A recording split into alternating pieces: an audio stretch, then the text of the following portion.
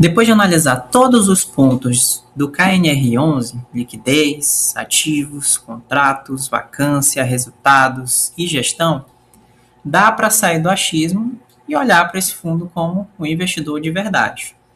Vale destacar aqui, pessoal, que isso aqui não é a minha opinião, isso aqui é uma análise. Nós fizemos a análise do fundo KNR11 completa ao longo de todos esses vídeos. Podemos afirmar aqui com toda certeza, isso aqui tem uma pequena parcela de opinião, porque sempre tem, tá?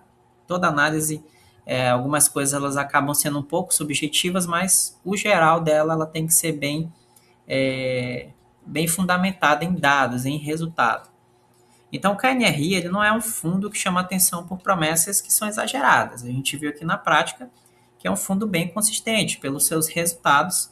Nós conseguimos observar que a gente fala aí de um fundo com uma alta liquidez, com uma boa diversificação de ativos, inquilinos e uma vacância controlada. E, claro, um histórico sólido aí de distribuição de dividendos, como a gente viu nas análises recentes. E o mais importante, ele negocia muito próximo do seu valor patrimonial. Ou seja, ele não tem grandes distorções aí no seu resultado. O que isso significa? Que a gente tem mais previsibilidade, né? E mais estabilidade. A gente não vai se surpreender com esse fundo pelo fato dele ser bem consistente. Então, assim, percebe uma coisa? Olha só, eu nem precisei assim, te dar muita opinião em nenhum momento. A gente foi aqui ao longo dessas análises seguindo um método bem simples. É o quê? Olhar os números certos, o que significam esses indicadores, entender os contratos, interpretar os relatórios. E é assim que um investidor que preza pela qualidade da sua análise, ele analisa um fundo, seguindo um método, tá? Nenhum método ele é perfeito, tá bom? E muito menos significa, tá, pessoal, que o KNR11 é perfeito, ou seja, ele serve para qualquer estratégia. Não é isso, tá? Não significa isso, tá bom?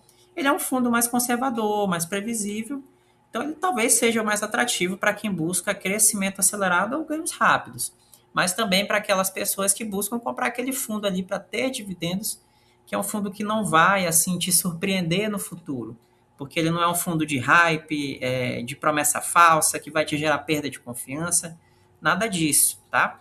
Então, nós conseguimos aí chegar à nossa conclusão, tá, de KNR11, e para mim, ele é um fundo que eu coloco aqui na lista dos que é muito importante você analisar, e se você optar, eu acredito que vale muito a pena você adquirir, tá? Na minha opinião, vale a pena adquirir cotas desse fundo, mas essa é a minha opinião, é a minha análise em relação a esse fundo, olhando os seus dados, olhando ali os seus contratos e os seus retornos.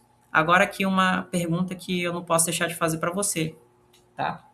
E para você, KNR11 é bom ou ruim? Que pergunta que você tem que fazer? Ele faz sentido dentro da minha estratégia? E se você não sabe responder ainda, o problema ele não é fundo, não é o fundo, é o seu processo. Você precisa identificar qual é a sua estratégia.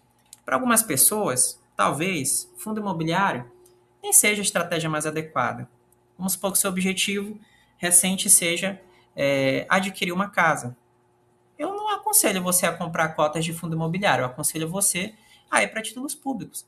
Agora, se você quer, sei lá, comprar uma casa e ao mesmo tempo você quer ter um dividendo, uma grana extra, aí sim vale a pena você avaliar a possibilidade de investir em fundos imobiliários, em ações, porque eles vão te trazer aí um bom retorno.